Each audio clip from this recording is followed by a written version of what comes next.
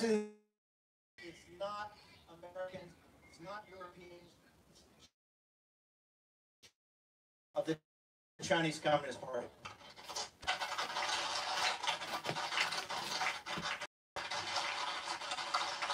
One last thing before I turn over to Bill Gertz. Miles Guo and the Rule of Law Foundation, Rule of Law Society, with G News, GTV, and particularly the New Federal State, the whistleblower movement. The quality of people that you have brought here today, you're going to have General Mike Flynn. You're going to have Mike Lindell. Mike Lindell at My Pillow today is suing. He's suing in federal court for $2 billion. He's suing Dominion. And he's suing Dominion because of the Chinese Communist Party. He's going to show court that the Chinese Communist Party actually did cyber attacks on our November 3rd election, and he's going to prove that the Chinese Communist Party, besides being in back of the Wuhan virus, the CCP virus out of Wuhan, which was to destroy the people in Hubei province and in Wuhan, right? They're totally responsible for that, in cahoots with Tony Fauci and NIH and other institutions in the world that help finance it and look the other way when they were doing it. They're in back of Lindell will argue, and tonight he's going to show you a short film and then make a speech to show you the Chinese Communist Party is involved in that. You've got Colonel Selin, you've got Rudy Giuliani, you have Jack Posobiec, you have Peter Navarro, right? You have Natalie Winters, you have Raheem Kassam. Dozens and dozens of Americans and people throughout the world, they're united in your cause. And why? Because of your bravery, your fearlessness, your urgency to do the only thing that matters in the world today. The total and complete destruction of the Chinese Communist Party.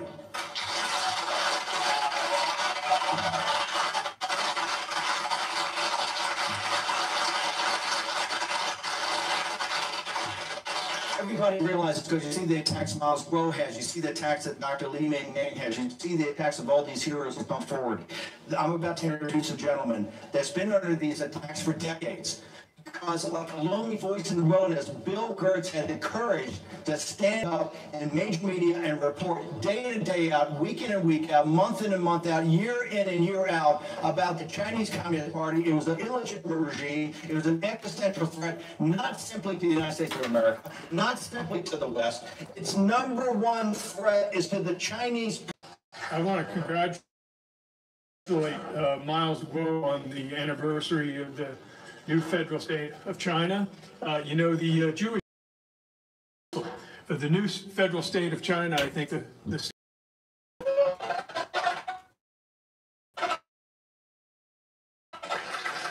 I'm going to talk a little bit about the coronavirus, the CCP virus. You know, it was January 27th of 2020. I wrote a story for the Washington Times. Headline was, "Coronavirus may have come from laboratory linked to Chinese military." The story was published really 2 or 3 days after the formal announcement on January 23rd of the outbreak of the coronavirus pandemic. The story was based on an interview with an Israeli military intelligence expert named Danny Shahom. And Danny Shahom was a medical doctor and had studied the Chinese biological weapons program. This was an expert who knew what he was talking about. He said experiments were ongoing inside the Wuhan Institute of Virology. Much to my surprise, on January 28th, my story disappeared from the internet. It was published in the paper, but it disappeared. And it turns out that Facebook had determined that this was somehow fake news, that this was fake news. It was totally false. And yet for USA Today and the Washington Post, which were supposedly fact checkers who said that it was a conspiracy theory to say that the coronavirus came from the Wuhan Institute of Virology. And it was done in a very sophisticated propaganda and disinformation way. And that is that the Chinese Communist Party, through its propaganda organs, was able to deflect the idea that the virus came from the Institute of Virology by saying that the virus was created. That idea that the virus was created at the lab was false. Therefore, any mention of the laboratory was censored.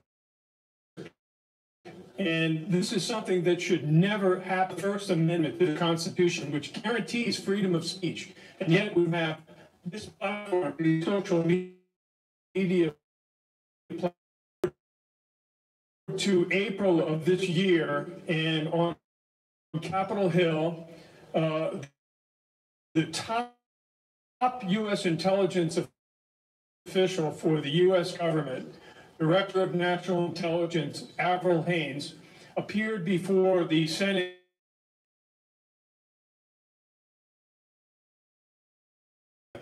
and two, that it came from this was the debate that has been raging.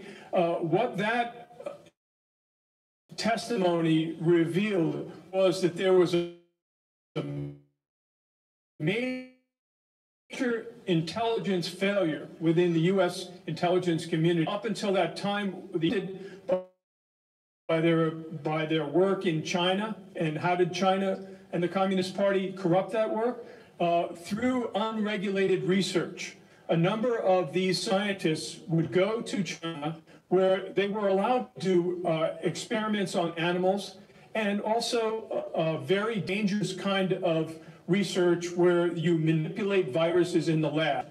The Chinese Communist Party is obsessed with viruses. Just to give you an idea, on Chinese state television in January, they revealed that China's researchers had uncovered 2,000 new viruses, many of them from Times column.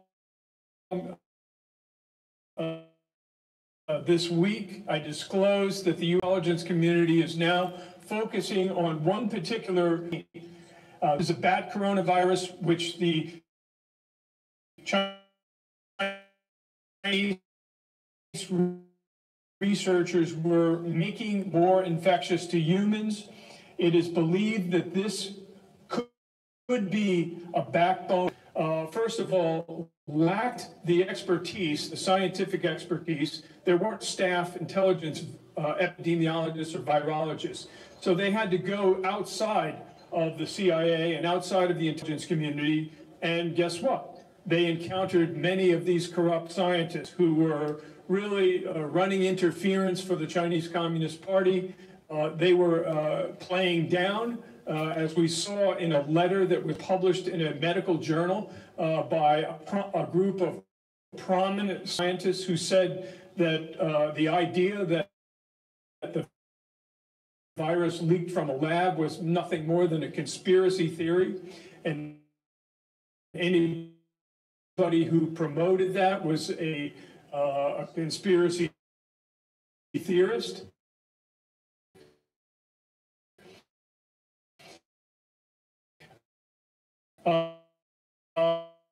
And yet now we're seeing the reality and the facts come out. We're finally beginning to see. And this reached its high point when President Biden announced that the U.S. intelligence community, which were committed to this idea that it came from animals.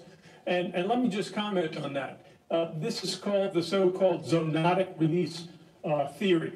And the reason they call it that is that they believe, and again, this was occurred naturally, evolved naturally, animal host, and then to humans. Again, we know that the Wuhan seafood market was supposedly the origin point for the outbreak. But guess what? A search of that seafood market uncovered no evidence that the virus, that any animals in that seafood market or had this virus. There were no traces of the virus in any animals there. Furthermore, the World Health Organization, which was extremely co-opted by the Chinese Communist Party, conducted an investigation in China. It was a joint Chinese WHO investigation, so that tells you right there that it was heavily influenced by Beijing. And they surveyed 80,000, more than 80,000 animals in China, and there wasn't a single case of the coronavirus being found. So there is more evidence that the virus came from the Wuhan Institute of Virology than there is for this theory that has been promoted for so long, so many months, that came from an animal that jumped into humans. So right now we're in the situation where the intelligence community has launched this investigation. The president has ordered them to do so, and they are in the process of looking at all the evidence. They're zeroing in on this one virus that was being manipulated within the Wuhan Institute of Virology. And my guess is that when they're finished, we're going to get what they call a two-handed analysis, or a two-handed conclusion. On the one hand this, and on the one hand that. The real answer to the origin of the virus, Communist Party. They know what happened in that lab. They know how this virus spread, and they're covering it up. And it's incumbent upon all of us to hold Beijing accountable. This is absolutely essential in order to prevent COVID 2022, to prevent COVID 2025, to prevent COVID 2030. We have got to understand the origin of this coronavirus pandemic. And until we do that, we're going to be in great danger. Now, I'll sum up by saying that the threat posed by the Chinese Communist Party, as no one in this room needs reminding, is the most serious existential threat facing the United States. This is something that I said first in my book in 2000, The China Threat, and it's something that I elaborated on in my more recent book, Deceiving the Sky. It is going to require all of our energy, all of our resources to defeat this Chinese Communist Party threat. This is not a simple matter. It's going to take determination, and it's going to take ultimately everybody's ability. We have little power, we in this room, but we have the power of truth. We can tell the truth about the Chinese Communist Party. This is something that has not been done for decades. I can tell you that when I first started reporting on this, when I wrote the China threat back in the late 1990s, I went to the Pentagon for a briefing on the Chinese military when they used to give background briefings to reporters. And after the briefing was over, a colonel came in and said, "The general would like to see you." The general, it turned out, was the director of the Defense Intelligence Agency.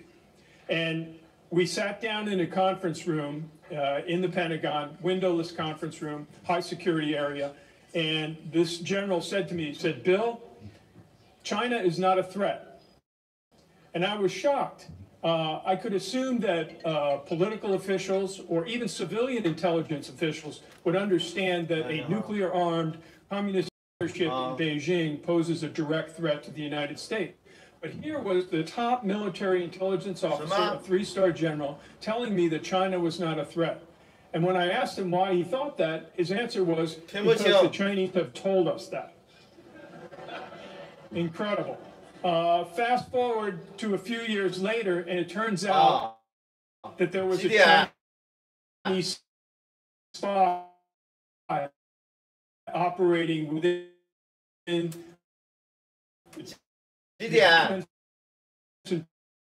intelligence agency. His name was Ron Monteperto. Personal relationship with two Chinese intelligence